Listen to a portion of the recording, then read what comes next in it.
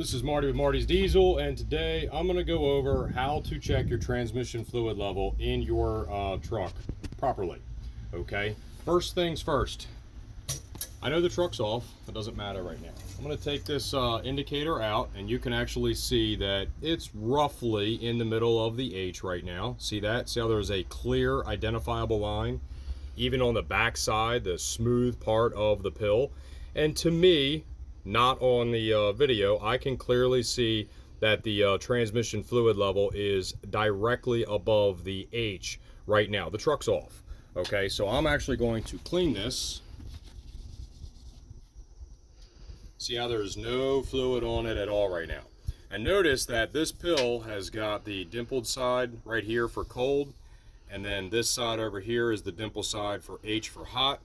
You have to be mindful of that when you're sticking this back in, because if you go and you put it down like this and it slides down through the tube to get down through the trans, if you have anything in the tube, which we're going to demonstrate here in a minute, it'll actually pick it up in that dimpled side. If you keep getting a skewed reading, you want to take this and you want to flip it. Okay, so anyway, I'm going to stick this back down in here. We already saw that it was halfway up the H and not running, right? And what do we have here again? Exactly the same reading. It is right on the H, okay, halfway up on the dimpled side. If I turn this over, it's a little bit more difficult to see, but it's definitely something you can see on the back side, right? Now, watch this. I'm gonna have Mr. Jason pause this. So, you wanna clean this thing out, or up. We're gonna stick it back in there. Alright, difficult to hear me.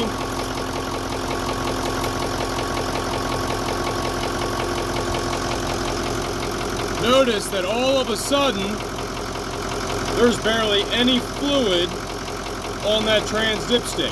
Technically, it's probably right around here. It's at the very bottom of this dimpled area, okay? Like, it's barely on the pill here.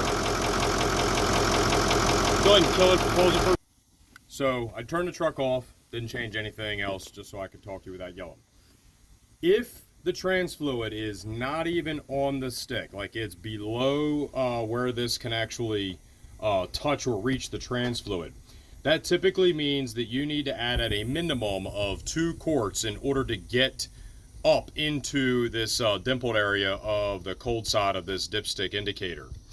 What I've learned is that if you do 2 quarts and then it brings you up, to the middle or the high side of 2 quarts, you're good to go. You don't have to do anything else. But typically, if you're not even on the dipstick, it's 2 quarts.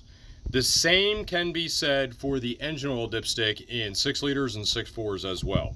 So I'm going to go grab a little bit of trans fluid. I'm going to stick it in here, and I'm going to show you what happens and why people often think that they actually have the correct amount of fluid in their transmission when they don't. Go ahead and pulse.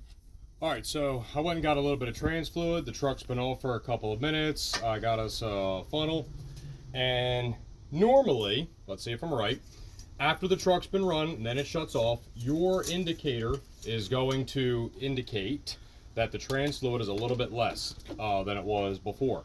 Now, when we were doing this earlier, it was right in the middle of H, right? Where does it show right now? It shows right at the top of C. Would you agree? Okay. So obviously it's a little bit less right now, and that's to be expected because now all the fluid got pushed through the system, and that's one of the reasons why you're supposed to check fluid when the truck is running, in neutral, park, whatever, because it doesn't allow the level to move up and down, okay? Now, I have it off right now, and I'm kind of explaining all of this because it's a lot easier to do while the truck's actually off. But what I'm going to do is I'm going to show you that even though right now it's at the top of C, right, with the truck off, I'm going to show you what happens, and this happens a lot of times when my customers install their transmissions. I'm not even going to put a quart in this thing. I'm not 100% sure how much that was, but that wasn't even close to a quart.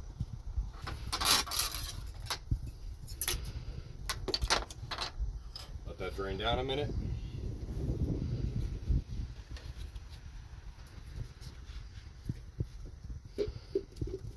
All right. we're going to take this dipstick, we're going to stick it back in there right now.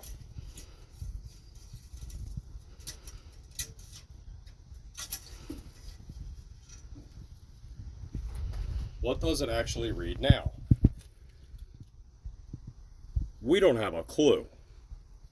Why is that? That's because that tube has transmission fluid on it inside. And what happens is it as this slides down through, it's picking it up and it's getting caught on this little indicator.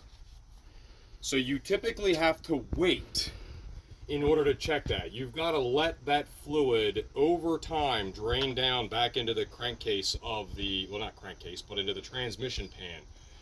If you don't, you're going to get a false full reading. If you get a false full reading and you start your truck and let it idle and it doesn't have enough transmission fluid in it, you're going to wipe out the pump, okay? Hopefully you put enough in there so that it won't actually starve the pump, but that is 100% something that can happen. You actually can destroy the pump in a 4R, 5R, E4OD, 6R even, if you do not put enough fluid in it. Because if that thing sucks up fluid and then goes dry, and then you let it idle for 5, 10, 15, 20 minutes or whatever, and you don't realize that you don't have enough fluid in there, you can actually burn up the pump inside the transmission. And then you can have a fuel pump that actually fails directly after install. So we waited a little bit longer, and mind you, this is also still while the truck's not running.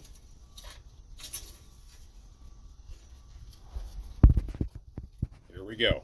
I would say that I probably put a half a quart in there, and you can tell by looking at this now, instead of being at the top of the C, I would say we're a quarter of the way up the H. And in my experience, from not being on the stick to being at the top of the C is 2 quarts. So it would be like another 2 quarts to go from here to go to the top. And I did not even put a single full quart in there, and I believe that right there is a pretty good representation of what's actually inside that trans. Now, here's another wild card for you.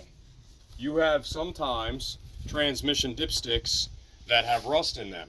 And rust will collect the fluid, and as you're pushing the dipstick in and out of there, not only will you collect fluid, but you'll also collect little pieces of rust or other pieces of debris or crap.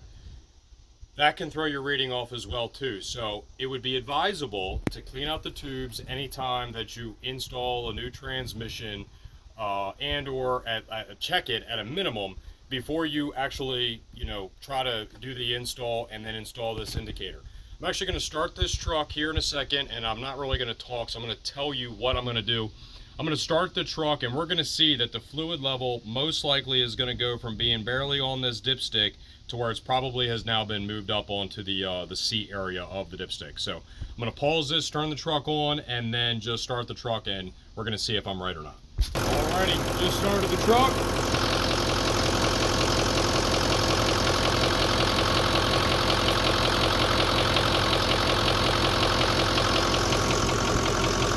And where does it look like it is? It's right at the beginning of the dimpled area of the C. Notice that there is trans fluid on the smooth side. We don't give a shit about that. We care about what collects in the dimples. Okay? This is something I see a lot. And just so I don't have to yell, I'm gonna kill this truck. What we want to do is make sure that the fluid level is correct, and we have to understand how this pill operates. I really hate the design. The fill and the check tube is one in the same. I don't know why we couldn't have done something different, Ford, but whatever. So you've got to be smarter than that dumb shit right there. When you're checking your transmission fluid level, you have to make sure that you're not getting a false high reading. This is kind of brought on by, we've had a series of customers and or installers that have put these transmissions in these trucks, and this is when we were selling units before I was building them. They put them in, they thought they put enough fluid in it because once they dumped 6, 8, 9, 10 quarts in, they're like, oh, it's good to go because it shows up on the dipstick, and then they try to drive the truck, and then typically they have a no move condition. If they have a no move condition and then they continue to let the truck idle, they're going to blow the pump up, okay? lack of lubrication. Absolutely terrible for the truck. Typically on a dry unit, especially if you have at a minimum replaced the cooler and flushed out the one on the bottom of the radiator, depending on the type of transmission that you have, you need to start with a minimum of 12 quarts and then work your way up from there. Some of these transmissions will take 18, some will take as much as 20. It really just depends on how extensive your replacement was. Every single one of my bench units, we require the customer to replace the external air to fluid cooler, which is the big one up here by the radiator.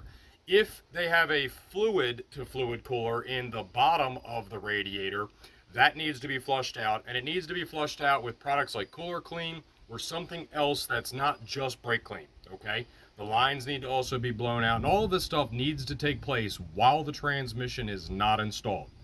So I am going to reiterate that it is very important to understand how to read this transmission dipstick indicator.